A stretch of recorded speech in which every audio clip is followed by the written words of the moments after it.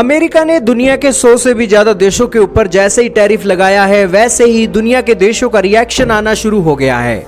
क्या इटली, क्या इजराइल और क्या भारत और क्या चीन, क्या पाकिस्तान, क्या कतर, क्या तुर्की, सभी को ट्रंप ने एक ही झटके के अंदर लपेट दिया और इस लपेटने के साथ ही अपने देश के अंदर लिबरेशन डे के मौके पर वो दिन मनाया। हालांकि अब इटली की प्रधानमंत्री जॉर्जिया मेलोनी आई हैं और उन्होंने एक स्टेटमेंट दी है कि कोई भी इस टैरिफ से फायदा नहीं होने वाला है। अमेरिका के राष्ट्रपति सोमवार को कई देशों के ऊपर जवाबी टैरिफ लगाने की घोषणा के बाद ट्रंप प्रशासन की तरफ से लागू किए गए टैरिफ एक तरीके से दुश्मन देशों से ज्यादा अमेरिका के साथी देशों के ऊपर असर डालने वाले हैं।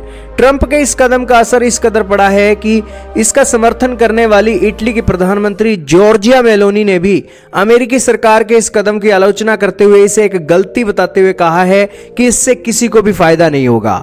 दोस्तों, आप ये जानकर हैरान रहोगे कि डोनाल्ड ट्रंप की इस नीति के कारण उनकी खुद की जनता ही परेशान होने वाली है, क्योंकि अमेरिका के अंदर रेट कम नहीं होने वाले हैं, चीजों के रेट बढ़ने वाले हैं। ज्यादा टैरिफ का सामना कर रहे ऐसे कई देश हैं जहां से अमेरिका में सामान आयात होता है।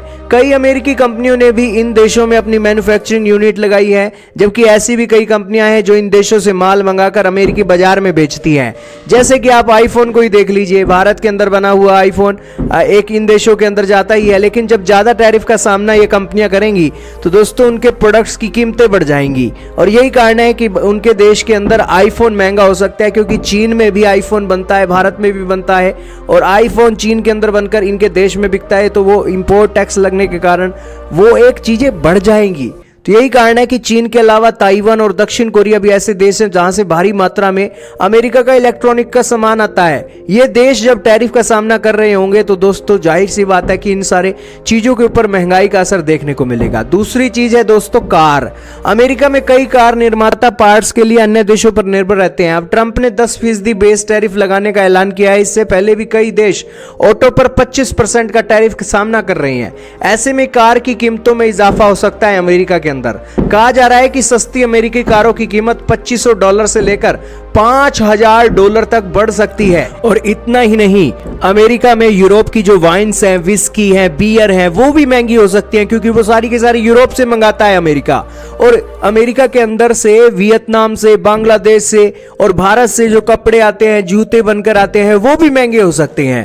कहने का इतना ही मतलब है दोस्तों, यूनाइटेड स्टेट्स ऑफ अमेरिका, जहां दुनिया का हर कंट्री का एक बंदा रहता है और हर कम्युनिटी का बंदा अपने अपने देश की चीजें बहुत प्यार से यूज करता है, लेकिन जब सारी दुनिया के देशों के सामानों के ऊपर उतने % टैरिफ लग जाएगा तो वो जो अमेरिका की कम्युनिटी है वो सामान महंगे दामों में कैसे खरीद सकेगी। इसीलिए डोनाल्ड ट्रंप को लेकर यहां पर क्रिटिसिज्म हो रहा है। हालांकि डोनाल्ड ट्रंप अपने फैसले के ऊपर अडिग हैं, क्योंकि उनका मानना है कि ये सारी कंपनियों ने इलेक्शन के अंदर बाइडेन एडमिनिस्ट्रेशन को फंडिंग दी थी और इन्होंने एक बाइडेन एडमिनिस्ट्रेशन के चलते एक डोनाल्ड ट्रंप को हराने का एक बड़ा प्रयास किया था। तो यही कारण है कि डोनाल्ड ट्रंप अपनी पावर दिखा रहे हैं और इन सब की नकेल कस के अपनी एक लॉबी और इसी के साथ अपना बैलेंस बनाने की कोशिश कर रहे हैं। और at the end of the day इसका रिजल्ट यही निकलने वाला है कि अमेरिका के अंदर अब चीजें ज्यादा बनने वाली हैं। खैर दोस्तों, चीन से आने वाले आईफोन तो अमेरिका के अंदर डैम श्योर महंगे ही होने वाले हैं और भी बहुत सारी चीजें महंगी होने वाली हैं। तो खैर दोस्तों, देखना होगा अमेरिका की जनता इसके ऊपर क्या रिएक्शन देगी। लेकिन डोनाल्ड ट्रंप कह रहे हैं कि इससे अमेरिका के लोगों के लिए रोजगार बढ़ेगा, अमेरिका की वेल्थ बढ़ेगी। अब दोस्तों, अमेरिका देखना होगा कि कैसे इन सारी चीज़ों का बैलेंस बनाता है। लेकिन डोनाल्ड ट्रंप ने एक अपने माइंड का बेहतरीन यूज़ किया है और डोनाल्ड ट्रंप और उनकी सरकार के पास तो दोस्तों पैसा बढ़ने ही वाला है।